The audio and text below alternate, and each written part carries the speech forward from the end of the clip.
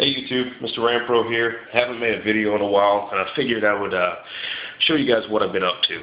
So right here, we've been having fun with bullets and been manipulating their shapes and adding them to our knives. So here we go. You obviously know what a bullet looks like. There's a 40 Smith & Wesson casing. Excuse me. Now, you take a cutting wheel, much like this one, on a Dremel tool, and you'll cut the end off, and that will give you a little flat medallion. And if you don't push too hard on the primer on the back side of that, that primer will stay intact, and you've got a pretty workable little platform to start with, if that makes sense. Now, what we've done on the ones on the clips, I've popped out the primers and replaced them with aluminum rivets that mimic the same shape and style of the primer itself. Now, it looks like an unstruck primer, obviously, because there's no dimple in that. If you wanted to add that dimple, I'm assuming you could, but no real reason to on this thing. Now, this is the pocket clip. You can see, yeah, not exactly even. That was the first one I did.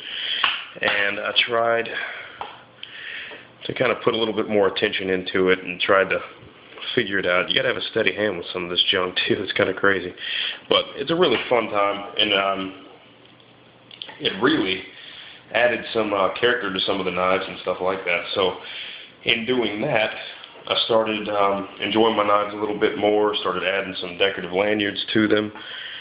You can see this on the J.D. Smith.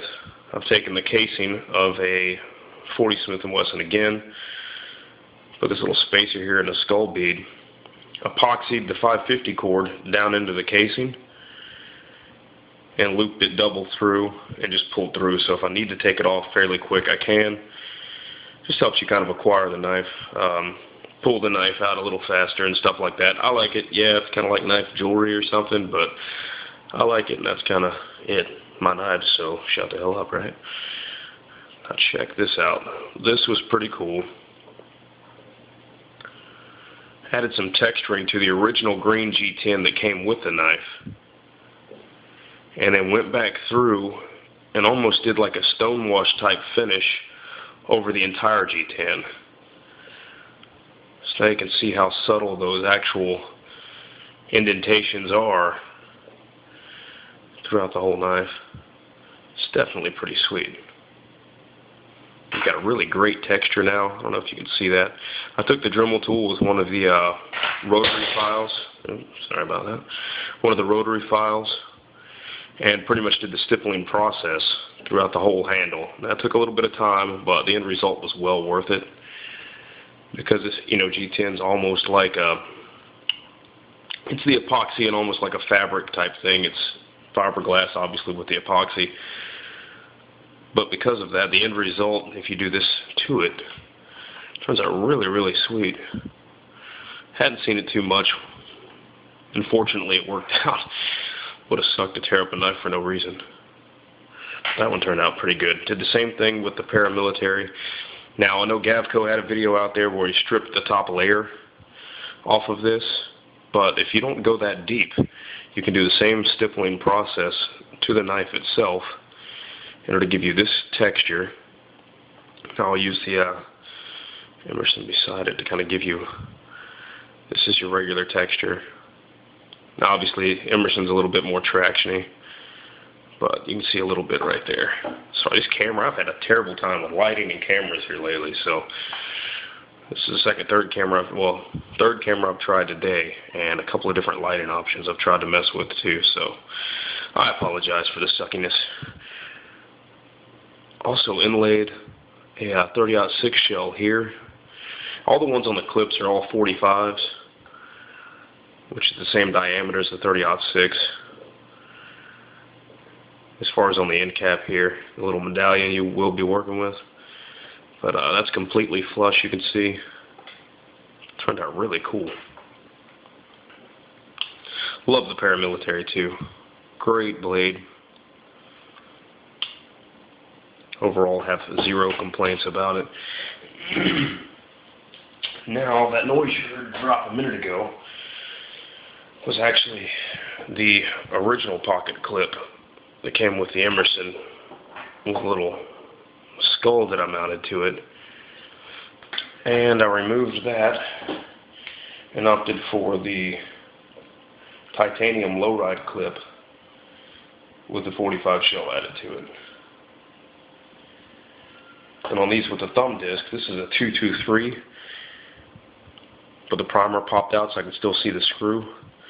And all I did was epoxy that right to the top. Now it might pop off, it might not be the most sturdy. Now you can replace it completely.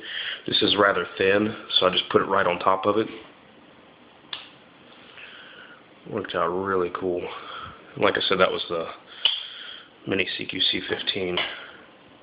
There will be a review video on that shortly.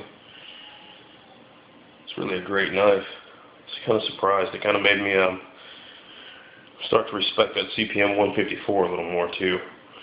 So I really didn't like it.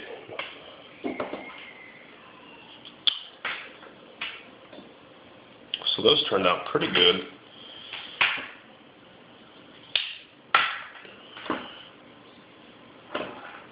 On the texturing and on the pocket clips and little bullet inlays and all that stuff. And this is really just an overview, kind of showing you guys all the stuff that I've done lately.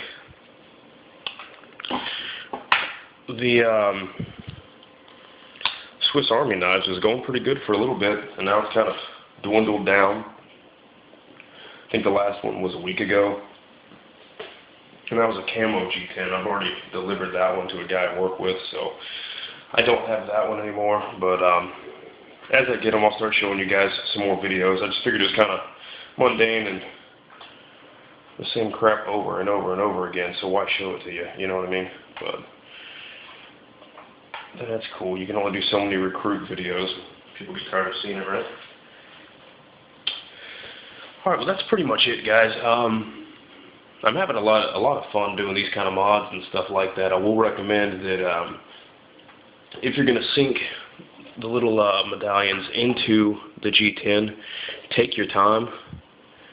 This is the second time I've done this paramilitary, which is actually what led to the overall stippling, because I sanded that G10 a little too smooth and then it didn't feel right in my pocket. This was raised a little bit, so I ended up sinking it down a little more and did it again, and this time it really turned out a lot better.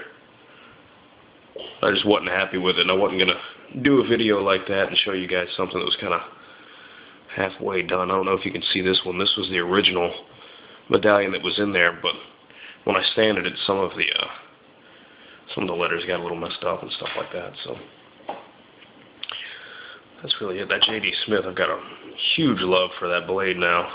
You know, once you do something to it, even as simple as adding lanyards or anything like that, the knives just kind of grow on you again. You know, you really kind of get used to them again, start playing with them, and you got, of course, a level of respect because you did the work, so that's pretty sweet too. It's a pretty cool little lanyard idea. Now, this is a heavy lanyard too. That thing definitely weights down and keeps it on your side. This one here is a little bit lighter, just the paracord. Both with the skull beads. And with this one here, I bought, you can see the Emerson skulls.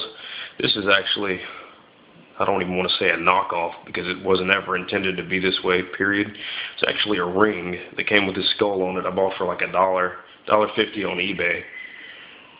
One of them free shipping things, just insanely cheap deal.